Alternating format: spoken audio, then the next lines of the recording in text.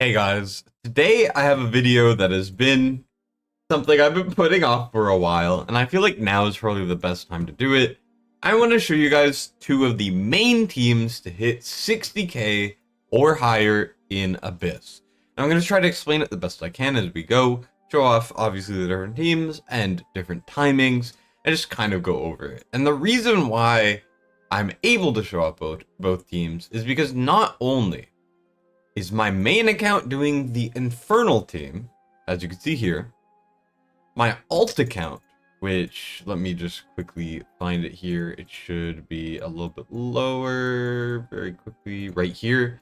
If we look at the alt account, you can see I'm getting just as high with 70k. Now this account only has A3 Kagiri, which is wild, and only an A0 Numera. So the fact that I'm even able to get 70k is kind of wild. But I just want to go over how to get 60k Abyss. Now, in the future, I will do maybe a Piercer team showcase, maybe the 100k team showcase, maybe whatever, right? But for now, I want to go back to the basics and kind of explain how this works. So to start off, we're going to do the Infernal team. Poison team versus Infernal team is very strange, because I feel like Poison team has a higher peak, but Infernal team is just a lot easier to make work. Now, something I do have to let you guys know about is you need the Outchan for 60k. You need High Awakenings on your Wukong, your Higiri. You can do it without if you have High Awakenings on other things, but for people who don't have them, the most insane gear or insane awakenings on everyone, like A3 Numera and A5 Nastia and stuff like that, you're gonna kind of just need an A5 Kagiri and an A5 Wukong.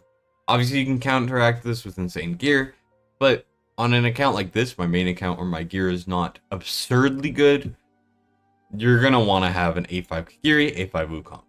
Now, if you're not going for just 60k, you're going for less, that's fine. Now, some other things to mention. A1 Cetrum is very weak for this, because if you go to the A3, extra damage for every tile between him and the hero, it's extra ultimate duration on the ult there. I also have very few Malric gems on this account. I have not been playing it as much as the other one recently. I literally don't have Malric runes on these things. You can obviously make this better. There's a lot of things that you can do to make Abyss easier, and the longer the game comes out, the more heroes that come out, you're gonna have an easier and easier time. But I'm just gonna go into the run, and then I could talk a bit more about the comp after. Here, let's start, and I'll try to explain it as we go. So starting off, what you want to do in your Abyss run is you want to place down your main Wings of Grace or Invig users. Now, generally, if you have like two sets of Wings of Grace, you have one on your Diaochan, you have one on your Aelin, you're gonna want to place them first, and then your Pharisee third, or whatever your healers are. Now, something very important is you also put them on the right heroes. So here we're gonna do Kagiri, and then we're going to do our Wukong. Now, because we're using Lord Phineas, you have to place these two units like this, and then Lord Phineas will be in the top left. We're going to do our Diaochan for the Wings of Grace. I think Pharisee has the Wings of Grace on this. I'm not 100% sure. And then we're going to pick the third one. Now, there's a couple things you could do here. There's two avenues, really, for the Infernal comp. You could either do Sulkadins for more blood. If you're struggling on getting that 60k and you're breaking the third physical shield, then you want to put it on Sulkadin. If you do not have enough firepower to consistently beat the physical shield like me, you're going to put your Invig on your Cetrum, because you need to get through that shield. And then you're going to hope that you can make up that blood. Moving on, we're going to do the rest of the heroes. As you can see, we got Sulkadins there. We have Ingrid. Now, the reason why I place things like this with Ingrid in the top left is Ingrid's A1 makes it so that she takes less damage in her single target form. Sulkadin's does not. Also, you want to build Sulkadin's better than Ingrid because, he does more damage. So you want him with less HP and more damaging stats. So that's another reason why you want the Wukong's A1 on your Sulkadins. So you want to put Sulkadins on the bottom if you can. Then we're going to do Ares up here. And then we're going to do Phineas. Now, it's all about maximizing our damage. So there's a couple things we need to try to take into account early on. And that's Sulkadins and Ingrid. Now, Sulkadins and Ingrid are designated for the magic phase, right? We don't really want to try to prioritize them on the physical.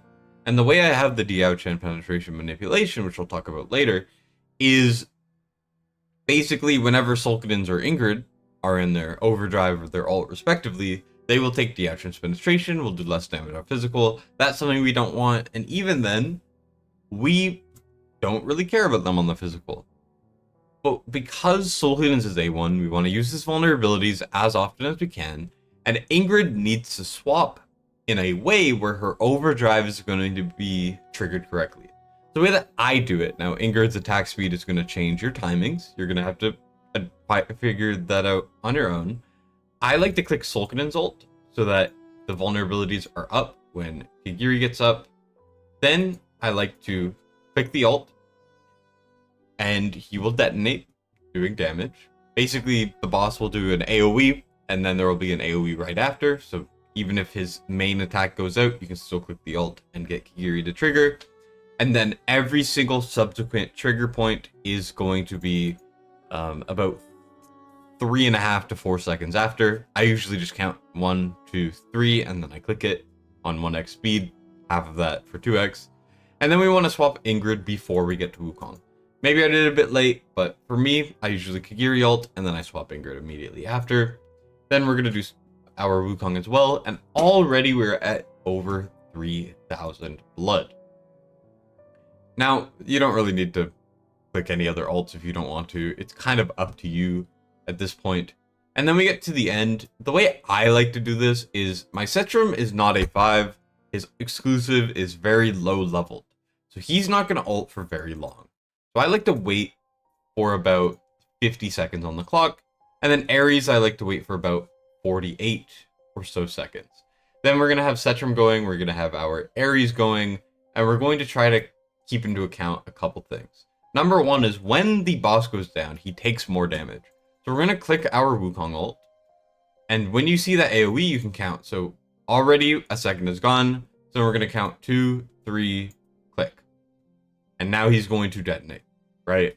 I only do counting until 3 because I know that there's a margin of error that I most likely will have. So I try to adjust for that. Now, when you see 24 on the clock, 524, you're going to click Sulkadin's ult.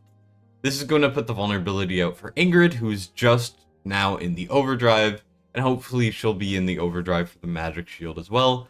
And this is kind of where it gets kind of easy. You can click Wukong ult if you want, but for the most part, for the beginning of the magic phase, you don't care about many of the ults. What you care about is your healers. So the best way to do it in a way that Ares survives is very specific. And you may need to build everyone with HP to make it happen, but you're going to want to click Pharisee ult on the first attack. And this is going to keep your guys alive, obviously, as you can see. And then with the Seismic Slam, you want to click Aelin ult around halfway through the bar. Now, this only works with Pharisee. This does not work with Narissa. You'll just have to figure it out if you're running Narissa. But as you can see there, we're going to click the ult, and Aelin will last the rest of the phase. So as you can see, we're going to get hit by another attack. Then we're going to get hit by the Deluge, and we're going to click our Kigiri ult right here.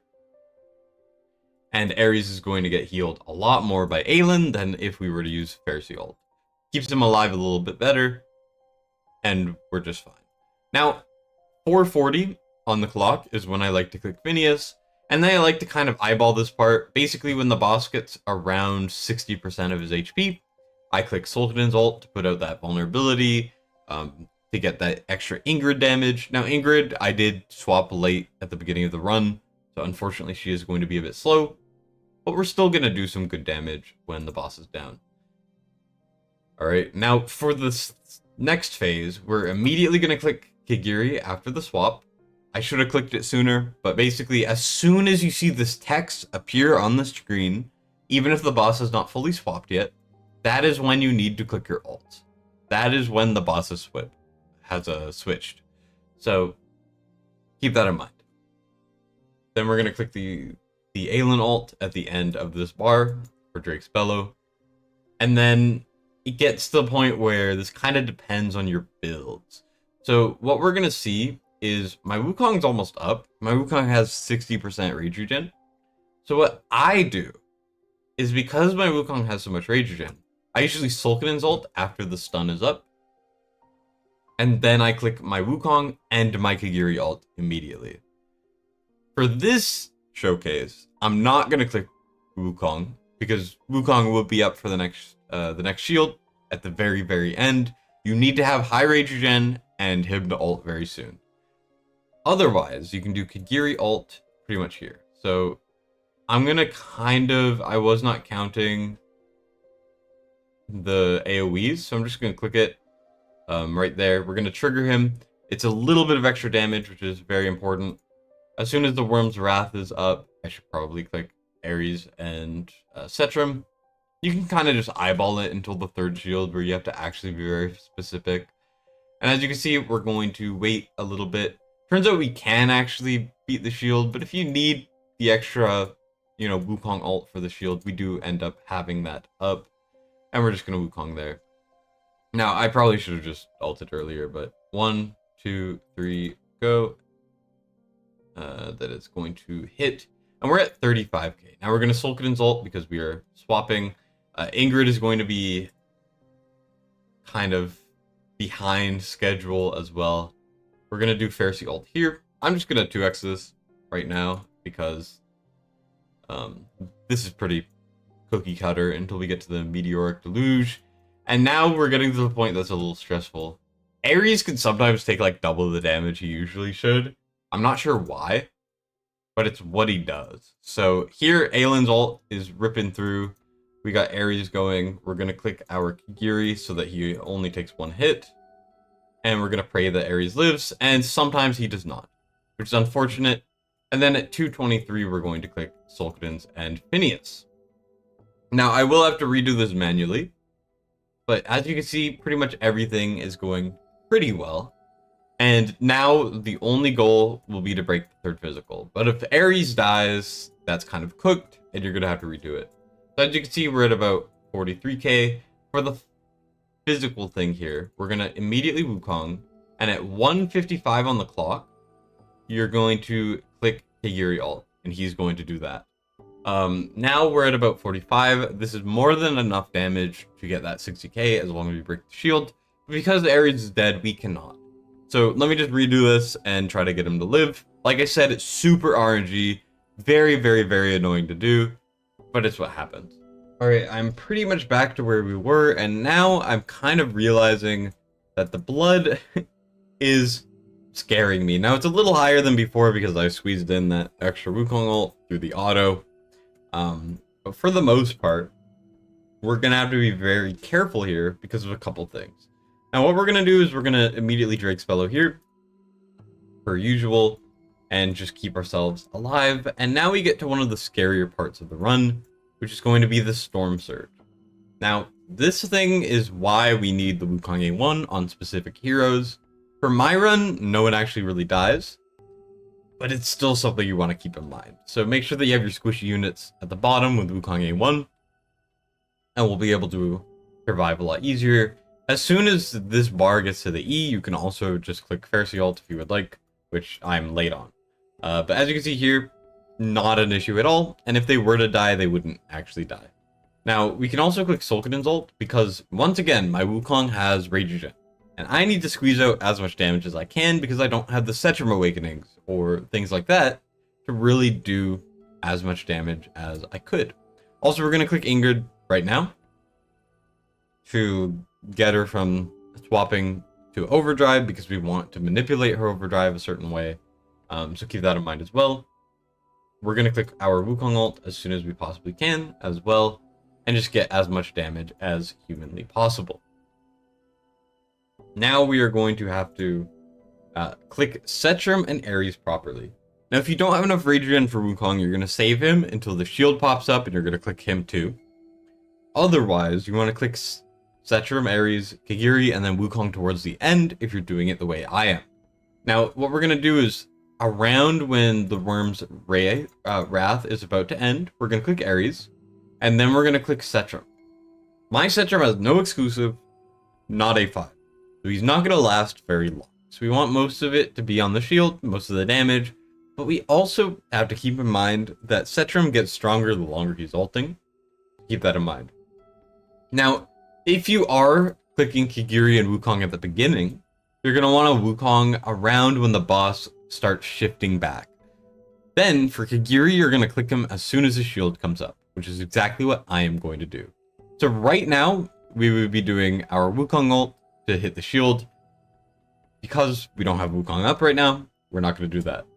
Now we're going to click our Kigiri ult in a second as well. So we're going to wait for the shield to come up. I'm just going to be patient because this is very important. And then we're going to click our Kigiri ult, and instantly he detonates. We're also going to swap Ingrid. And we're going to hope that Wukong ult comes up in time. As you can see, we're doing very good damage. Even with an A1 Setram. Now, A0 Setram, I have done it with. But, you know, it's close. And as you can see, we do break the shield. We get that extra damage from that Wukong ult earlier. We need to get as much blood as possible because the magic phase is a little sketch. Now, obviously, it's going to vary very heavily through gear, awakenings, all of that. But this is how I do my run. Now, as soon as we get the switch going, I'm going to click our Phineas ult and our Sul'Kaden's ult. Now, I'm also going to sell our Kigiri and our Wukong because they no longer are going to be useful. I keep Setram just in case he boosts Sul'Kaden's. I don't know if he does. But either way, we're going to ult with that. And then we're going to click the ult here. As long as Ingrid gets to her overdrive, we're going to be A-okay because she's going to help with the burst damage. And as you can see, we are more than okay. And we're going to survive with Aelinol. Obviously, we could sell Setram if we want. And we're just doing as much damage as possible. Now, if you click Sul'Kaden's ult early enough in the fight, as soon as the physical shield breaks and the boss is about to switch, you might be able to squeeze in a second. But for me, I can't. So now we're going to start getting nuked because of everything. Sul'Kaden's ult will not get out in time, and the boss will fly at about 4 seconds left. That's the 60k run. Now, I know it's a little scuffed, but this is how I had to do it. Keep in mind, I'm missing a lot of Malric stones, which would make it a lot more consistent. And my awakenings are not as high as a lot of people. Now, they are still pretty high, but they're not as high as a lot of people I've seen. Damage-wise, we have Kigiri doing almost 200 mil with the timings that I showed. That's what you can expect. We also have 134 mil on Wukong. We have 90 on Setram, 50 on Phineas, 60 on Ingrid, and then Setram's at barely anything, 13k. This does not include shield damage, that's why, but still. I mean, if you have a max exclusive or you have actual awakenings with Setram, you'll have a much easier time. And then obviously healing numbers are pretty normal. Let me just show the gear, and then we'll move on to the poison comp. A little bit of a long video, but I didn't really want to break it up into two. So Sul'Kaden's, the way you kind of want to build things is of two ways. Let me actually start with Kigiri Wukong. The main reason why you want to build things very specifically is because of Diao-Chen. And this is where I get into Diao-Chen penetration. Diao-Chen works in a very specific way where when she's in her damage form, she gives penetration increase. Now, the penetration increase is going to affect the two highest attack non-healer allies on your team. So, because this is kind of something that can change heroes throughout the fight, you want to build things in a way where when, let's say, Sul'Kaden's ults, he actually gains attack. When Phineas ults, he gains attack. When Ingrid is overdrived, she gains attack. And you want to build them in a certain way where they get the penetration when they do those certain things. So generally, Kigiri Wukong both have it, but in certain situations, it goes to someone else. That's how you get the most damage. Now, because of that, we have to be very careful with our builds. Generally, Kigiri Wukong need the highest attack. As you can see, I just have Kata. My Kata set is very good, obviously, and then Watchguard exclusive. Nightmare is kind of mid, so I wouldn't really build him in a Nightmare exclusive. Then we have this piece right there, and this piece right here. Now, if I wanted to build him even better, I could use this piece, but it is on Wukong. Obviously, the gear's solid, but it's not insane. We also have the Malric stones there. I don't think the auto I did actually, because I did auto and it saved gear. I don't think a lot of these upgrades that I got since I did this originally were put into place. So I think the gear was actually a lot worse. And the artifacts were a lot worse. But anyways, we have quad there, and then full attack. I find that full attack is a little bit better. And then we have the artifact, of course. Now we get to Sulkadins. Now Sulkadins, you have the attack here. You're building him as much damage. I have this really good crit damage piece. And then attack, you want 1 crit damage, ideally, so that because of the Tear of Twilight, he doesn't take it over. Ideally, you want to have one that's better. I don't know why I don't have one that's better. Usually, I think I run this one on him. And then we get to Pharisee. No, I'll do Pharisee after. We get to Phineas. Phineas, you have to build with an attack bonus and at least 1 crit damage because he has a very, very, very high basic attack. And then I just had whatever DPS stuff I had, and he needs his exclusive. You can pull for him this week, and you can get his exclusive this week. Also, I ended up using Shadow's Gaze, which I didn't remember, so here we can do that. This is what I had on him. And then we had 1 crit damage there, and then 2 attack bonuses, the best you can do. Setrim, you actually don't need full crit rate. You only need him to be about 70 to 80%. I recommend 80 or so. And then you could do no crit rate pieces because he gains it through his ult. Now, you need his exclusive weapon if you can, because it gives him more damage to shields and more penetration when he's in his ult, which is super valuable. As you can see, my piece is really bad, but it's still the best he can get. I'll save Ares as well. Ingrid, very specifically, you want you just want 1 crit damage. 2 crit damage works, 1 crit damage works. It's kind of up to you. You don't really need to build these guys with too much HP, but also keep in mind that you want some HP on these guys, if you can. Now, let's go to the support. The Outchan, just as much attack as you can with some HP. As much HP as you can get is good. Also, if you can make a better exclusive than mine, that's obviously great as well. Then we get to the Pharisee, which is going to be a lot of HP. You want to aim for at least 30k HP in my opinion. And then you want to go with a lot of attack speed, attack, and healing effect. This build is actually pretty decent. I'm actually pretty happy with this build. You just want to go with those stats. Euphoric Orb as well for the extra attack speed. Then Aelin. Oh, I misremembered. My Wukong did less than he could have. The Wings of Grace was on my Aelin. Basically, around the same 30k HP threshold is good. Then you want to have as much attack speed, and healing effect as you can muster. The rest don't really matter. Pia's Bomb is best.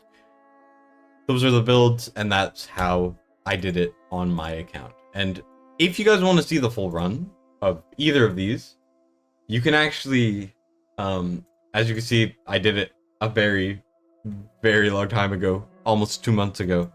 You guys can actually see the stream I did, which will be linked in the description. Let's move on to the poison comp. Also, very quickly, the Ares is built like this. You need him in tank gear with as much HP as you can. You want the key. You want to have as much HP and defense as you can. And then you can start looking into attack speed. Any of the 3 tank sets important. Now, with the next run on this account, I'm just quickly gearing it for y'all. You're going to be able to build him in more of a morale if you have Draylen, which I will get to later. Now that everyone is geared, I'm going to get right into it after talking about the Awakenings. Now, Awakening wise, for this, it's a lot more flexible. There's a couple things. First of all, the Vorn and the Nasteel were both A1 when I first got this, so these are not important. Other than that, Diao Chen was not A2. Draylen A1 is very good. It makes it so that she helps give damage increase. You do not need it. Numera, A1 and A3 are both insanely good for extra damage. If you have those, you can be a lot more lenient with gear. If you don't have that, keep in mind that you're going to have to be very specific. And the other thing is, A5 Kagiri would make me probably get like 80k plus. A5 Kagiri is so strong, And it makes it so much more consistent. I could break the last shield every single time easily. I can't do that now. So we're going to have to get that 60k before the shield. If you cannot break the third physical, there's actually a way to do it with the poison comp. Because you do so much damage that you're actually able to get 60k before it even shows up. So that's what we're going to be trying to do. Awakening wise, I mean, like, first of all, Ares is not skilled. You don't need awakenings on him or Aelin. Diao just needs the A1. You don't need the A1 Traylin. You definitely do not need these two. I just kept pulling them on the recent banners. But if you guys watched the stream where I did it for the first time, you'll see that the awakenings were less. Now, the gear is still insanely strong. And I'm going to go through this a lot faster because obviously, you know, I already kind of talked about the basics. So we're going to do our Kigiri there. There's two ways you can place Wukong in this one. One is with just straight up putting your Numera on the bottom and your Wukong in the top left to keep Ares alive even better. If you are not using Draylin, I recommend doing that. I recommend just doing that in general, but I know that my Ares will live. I'm confident. I've done it before. So I'm going to do this instead. Just the classic. Then we're going to do our Diao Chen. We're going to do our Aelin. Then we are going to put our Numera up there. And then our Draylin right here. Draylin, even at A0, replaces Pharisee and Narissa. Makes it easier to keep Ares alive to where I can build him with morale. And after all of that, she also heals very well. So we're just going to be able to place everyone in her range. It's going to be great. Here we're going to do our Ares, then we're going to do our Vorn. Because Vorn is A1, he will actually give shield break to everyone, but Numera will never ult the shield, because I will kill the shield so fast that Numera will never need to ult them. She's there for damage. So it doesn't really matter that much. Then we're going to do our Nastium, then we're going to do our Ingrid. We're going to, if you have an A3 Numera, you want to immediately ult with her, because she'll build up her stacks. Just something she does. And then otherwise, we're going to click our Kigiri as soon as he's up, have him detonate immediately. We can wait until about 90% on Wukong. We're going to swap our Ingrid. And then we're going to click our Wukong ult, which is going to get a little bit more damage. Then we're going to go through and we're just going to chill. A couple things we need to do is just managing Ares and managing Draylin, because Draylin at A1 gives damage increase. So we're going to need to try to adjust that. Here, we're going to wait for about 48 on the clock, maybe like a little bit less. We're going to click our Ares, and then we're going to click our Draylin. Sorry, I got the hiccups. And we're going to try to burst it down as much as we can without using ults. And then we're going to be able to ult right there. I think now is a good time to Kigiri. It is. Now keep in mind, there's a 25% chance for Kigiri to deal double damage. That's not a very good chance. So what we're going to have to do is we're going to have to pray. That's it. We're going to pray. So sometimes you'll be able to hit it. Sometimes you won't be able to. If you have the A5, it's not even a problem. Now, when it comes to the magic phase, all you want to do is every time you Numera ult, we're going to try to Numera ult 3 times the phase. At least, if you're going to run Eloin, which maybe I'll do a video on that in the future, makes it a lot easier. You're able to do 4 ults. But basically for now, we're going to just Numera ult whenever the Nastia magic resistance reduction is active. That is the most important thing. So as you can see here, we're going to look. There's no magic resistance reduction. We're going to wait. Now there's magic resistance reduction. We're going to trigger the ult. This is all you got to do with timings. And you're just going to keep on spamming it until you get to the Meteoric Deluge. If you are running Draylin, you're going to wait until the Meteoric Deluge shows up. We're going to click the ult. There's a little bit of a delay, but as long as you get that shield out, we're going to get that final damage reduction, reducing a ton of damage. And he's going to get that shield, and we're going to heal him after. Look at how little damage Ares takes. Ares should never die as long as you are doing it right, even without a tank set. Now Ingrid's going to go into overdrive, and we're going to be able to click Numera ult. You want to Numera as soon as the boss goes down for maximum damage output. We're going for the highest score possible because we're not going to go for breaking the shield. I can break the shield, but I'm not going to do a 1 in 4 chance every single day. That's ridiculous. Now we're going to wait for the swap in a second. And then we are going to click the alts. Bam, we're going to click the alts. And we're going to do 30k. We are already like substantially higher than the Infernal run was. But once again, a lot more inconsistent. Also, Kagiri is almost doing Sun Wukong damage, which is not good, because, as you saw in the other run, Kagiri should be doing almost double. Now what we're going to do, because I don't really have the crazy Rage Regen stats as I would like, we're going to kind of just Kagiri ult here, try to get him to proc, and we're going to save Wukong for the shield, which is going to be very important. Here I'm going to click our Ares ult. I'm then going to wait a little bit here and then put the Draylen ult on everyone for that A1, a little bit of extra damage. We're going to need to Wukong. So here we're going to wait as long as we can, and then we're going to try to click it. Make sure that Ares is still ulting. We're just trying to maximize the damage. Also, I just saw that we got the AoE on the ground. I didn't count it, but I know that it's about to be another one. So I'm just going to do that. And we're at about 40k here. And this is before we get to the magic phase again, which is going to be most of our damage. So here, I'm going to wait until the magic resistance reduction. Also, I did not manipulate Ingrid. So Ingrid will go into overdrive too soon and might actually cost us the entire run, which is not going to be fun, obviously. You want to try to swap her before. So I might need to redo that part, unfortunately, but it'll be fine. We're just going to Numera here. We're already up to about 50. We're going to do the Meteoric Deluge and our Kagiri ult, and Ares is chilling.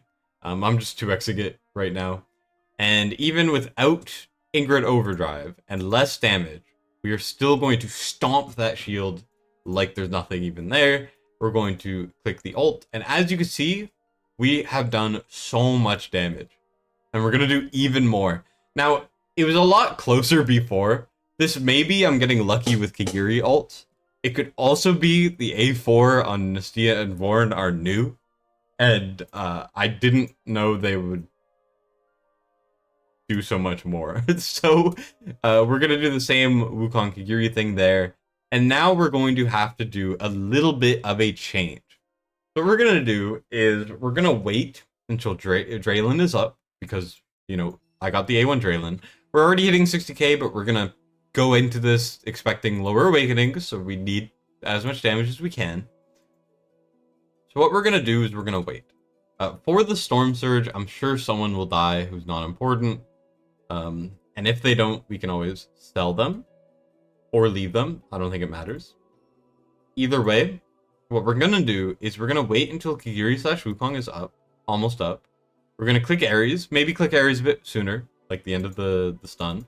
We're going to click Draylen for that extra damage. We're going to click the Wukong, and we're going to try to Kagiri and do as much damage as possible. And you can see, before we even break the shield, we are doing 64. Now, there's another avenue that we can do, which is basically just kill the freaking last shield, which is something that I have done before. Now, it's a little bit hard because with A3 Kagiri, it's inconsistent. But if you get that Kagiri ult off, you just use the same timings I showed you guys on the Infernal comp, and you should be able to break it. Just Wukong Kagiri ult at the beginning, and you'll be fine. As you can see, damage-wise, we have this going. Numera, Wukong, and Kagiri are the main stars of the show, and that's how you get your 60k plus. Now, once again, you could break the shield. Now, I might try to do an auto fight just to show you guys the end, but for the most part, that's how you do that team. Now, in the future, I might think of doing an Eloin version with low awakenings and low gear, because I know that not everyone has what this account has. So maybe that'll be in the future, and maybe I'll show some other comps. Like, I know there's a Yovar comp that has hit 60k. I know that there's a no legendary lord on the magic side of things that has gotten 60k. I know there's like some Valderon teams or whatever, and like some Leia versions that are doing pretty well. But for the most part, this is what you will expect as what you need to do to get 60k. Keep in mind, this is one of the hardest achievements in the entire game, so you need high requirements in order to even attempt to do it. So keep that in mind, okay? You might be like, oh, these are ridiculous, but also this is supposed to be one of the hardest things to work towards, right? And it's not supposed to come easy at all. As you can see, we're doing just fine. We're actually lower on damage than we were on the run I did. I just did. Which probably is because of the Awakenings not being updated. This is still the A1s and everything. So keep that in mind. I'm just here to basically check to see if I can actually break it. We also have the overdrive going in. And you can see damage is a little bit lower. Not by much though. We could still get the 60k before the shield. But the auto is going to basically just try to kill the final shield, if I'm not mistaken. Yep, right there. Bam. And you can see that we get very close. It should have broken. It did not. So that's something you can do as well, but it is inconsistent and I don't recommend. Even with A5 Kagiri, if you don't have the gear, don't even try. Just try to get it beforehand. Just do little optimizations and try your best. I hope this gives you guys a little bit of a baseline. And now gear-wise is kind of insane. Nestia, we just want to once again manipulate the Ouchand, where Wukong and Kagiri get the penetration increase most of the time. As you can see, we're just going 2 attack, 1 crit damage, quad, and then no crit rate quad. I have so many no crit rate chest plates. It's kind of all I can run. Here we got Kagiri. I also didn't have these things augmented originally. But as you can see, Kagiri, we just have the best stuff I have. And then Wukong, same thing. 3 attack bonuses on the right. These are not Malric Gem. So I could have done a lot better if I Malric Gem them. But I care about BP too much, so I kind of waste all my Malric Gems. Here, Ingrid, we got 1 crit damage right there. 2 crit damages right there. And whatever we can make on the left with Cure of Twilight. Numera has Shattered Hilt. Then we also have an exclusive. And you want to build her with some HP. So here I got some HP. Just kind of on this piece. I think this piece is really good for what I needed her for. So, obviously that's kind of hard to get. Then Born, I had Hell's Lament. You could do Hells, you could do Soulbound, you could do Kata. Doesn't really matter. Spirit Siphon is best. Ares, once again, we got that morale. We're looking for a little bit of attack speed, but mostly HP and defense, as much as we can muster. And the key right there. Aelin has Wings of Grace. HP, you're looking for about 30k with decent attack speed, and healing effect. I think that build might actually be worse than my main account, which is funny. And then Draylin, we want just slightly less HP than Ares. We want Ares to be targeted by the meteorite. So that means that you may need to do no HP bonus on one of these pieces. You could always do, you know, a healing effect or an attack speed main. That works too. But you're just wanting as much HP, attack speed, healing effect, stuff like that. We have Cadaver Dagger as well. Just make sure that things are lining up. And that's how I do 60k. Now, I know, once again, kind of whale heavy, but this is one of the main things to work towards in the entire game. And eventually you will be able to do it. So just keep working towards. Hope this gives you guys a little bit of an idea.